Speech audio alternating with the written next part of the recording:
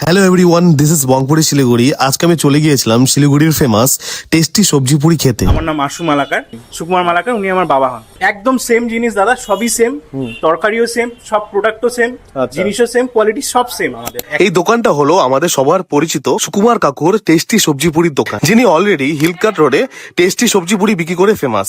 এই দোকানটা সুকুমার কাকুর ছেলের দোকান।